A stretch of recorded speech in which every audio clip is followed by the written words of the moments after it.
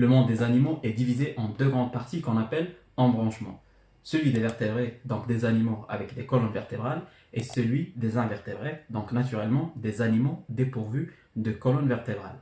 Ces embranchements-là sont constitués de plusieurs classes. La plus grande classe dans le groupe des vertébrés est celle des oiseaux, avec plus de 10 000 espèces documentées et des estimations qui disent qu'on a à peu près 50 milliards d'oiseaux individuels. Et de l'autre côté, donc du côté des invertébrés, la plus grande classe est celle des insectes, avec plus d'1 million d'espèces documentées et des estimations qui disent qu'on a à peu près 10 quintillions d'insectes individuels. Donc c'est 1 avec 19 zéros à côté. Ces chiffres-là sont vraiment vertigineux. Et en ce qui concerne les insectes, c'est non seulement la plus grande classe des invertébrés, mais la plus grande classe de tous les animaux et de tous les êtres vivants lorsqu'il s'agit du nombre des espèces. Dans son livre The Secret Life of Flies, l'entomologiste Erica McAllister estime qu'il y a environ 17 milliards de mouches pour chaque personne sur Terre. Les entomologistes estiment aussi qu'il y a entre 1 à 2,5 trillions de cafards sur Terre, ce qui représente plus de 20 fois le nombre total des oiseaux. Donc oui, juste l'ordre des cafards est plus que 20 fois plus grand que tous les oiseaux, alors que les cafards sont juste un petit ordre dans le monde des insectes. Mais les oiseaux restent quand même les plus grands prédateurs des insectes, et c'est grâce à eux ou à cause d'eux, ça dépend de comment vous percevez les insectes, qu'on n'a plus d'insectes géants. Dans son livre L'Apocalypse des insectes, Oliver Milman explique comment une hirondelle a besoin de 200 000 insectes individuels pour atteindre la phase adulte. C'est vrai que tous ces chiffres-là sont très impressionnants et très intéressants, mais ce qui nous intéresse dans cette rivalité pour la vidéo d'aujourd'hui, ce sont les insectes qui sont plus grands que les oiseaux. Dans le monde des oiseaux, on a de toutes les tailles. Rien que parmi les passereaux qui forment le plus grand ordre d'oiseaux, on compte plus de 6400 espèces, soit plus de la moitié des espèces d'oiseaux de la planète, avec le corbeau étant le plus grand et la mésange pygmée de Java étant la plus petite. Elle mesure à peine 7 cm en longueur et a un poids de 4 grammes. Cette mésange n'est guère l'oiseau le plus petit. Si on va en Amérique du Sud, plus précisément à Cuba, on trouve le colibri abeille, également appelé le colibri d'Helena, qui révèle des dimensions encore plus modestes avec une envergure totale comprise entre 5 à 6 cm et un poids entre 1,6 à 1,9 g. Le mâle est un tout petit peu plus minuscule que la femelle, faisant de lui l'oiseau le plus petit au monde. Avec de telles dimensions, cet oiseau est surpassé en taille et en poids par plusieurs espèces d'insectes. Et dans cette vidéo, on va en citer 5, mais ce n'est en aucun cas une liste exhaustive.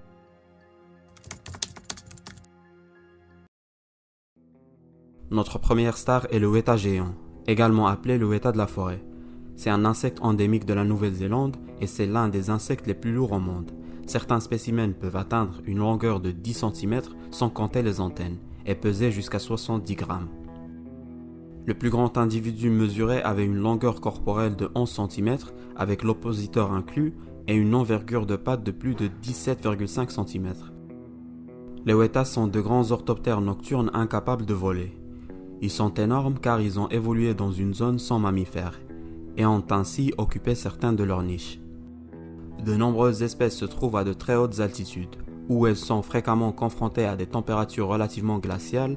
Certaines espèces par exemple peuvent supporter des températures aussi basses que moins 10 degrés Celsius, mais ils gèleront complètement à moins 5 degrés Celsius comme l'indique Brent Sinclair de l'Université d'Otago dans son papier scientifique publié en 1999.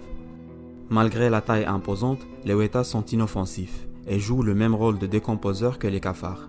Ils se nourrissent généralement de matière végétale en décomposition, contribuant ainsi au cycle de désintégration des feuilles mortes et d'autres débris organiques. Les insectes géants dominaient les cieux préhistoriques pendant les périodes où l'atmosphère de la Terre était riche en oxygène. Mais après l'évolution des reptiles volants et des oiseaux, il y a environ 150 millions d'années, les insectes ont diminué de taille malgré l'augmentation des niveaux d'oxygène. Mais lorsqu'on remonte encore plus dans le temps, et plus précisément il y a 300 millions d'années, on va trouver le souverain des arthropodes et l'ancêtre pionnier de l'aviation chez les insectes. Il a fait son apparition inaugurale au sein des forêts tropicales de l'ère carbonifère.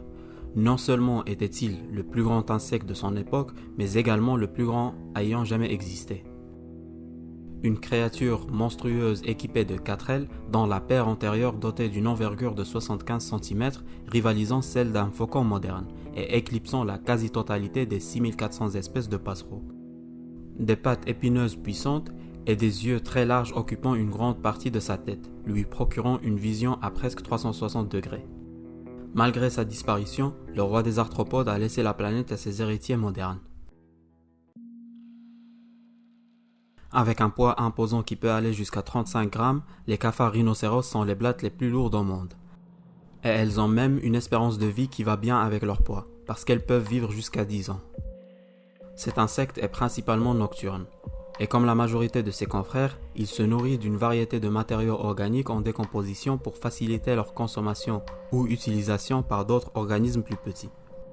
Avec une longueur pouvant atteindre jusqu'à 10 cm, la blatte rhinocéros est très imposante, mais encore une fois, et comme ses autres cousins, elle est inoffensive, tellement inoffensive que plusieurs personnes la gardent comme animal de compagnie. Contrairement à la plupart des insectes qui pondent des œufs, la femelle de ce cafard géant donne naissance à ses petits en accouchant. Mais ce n'est pas un accouchement traditionnel comme les mammifères, c'est plutôt des œufs qui ont été pondus à l'intérieur de son corps. Dans chaque portée, il peut y avoir jusqu'à 30 jeunes. La femelle prend soin de sa progéniture dans sa chambre souterraine en les nourrissant avec les débris de feuilles qu'elle a ramassés pendant la nuit. Durant cette période, les nymphes muent et se débarrassent donc de leur couche externe. Ce processus peut se faire jusqu'à 12 fois avant d'atteindre la taille adulte. Le cafard est généralement solitaire et ne se rencontre que pour se reproduire. Après de nombreux mois, les jeunes finiront par quitter la maison familiale pour creuser leur propre terrier. Contrairement à la majorité des insectes, ces créatures ne possèdent pas d'ailes, car il existe une nécessité très réduite pour le développement d'ailes quand la majeure partie de leur vie se déroule sous terre.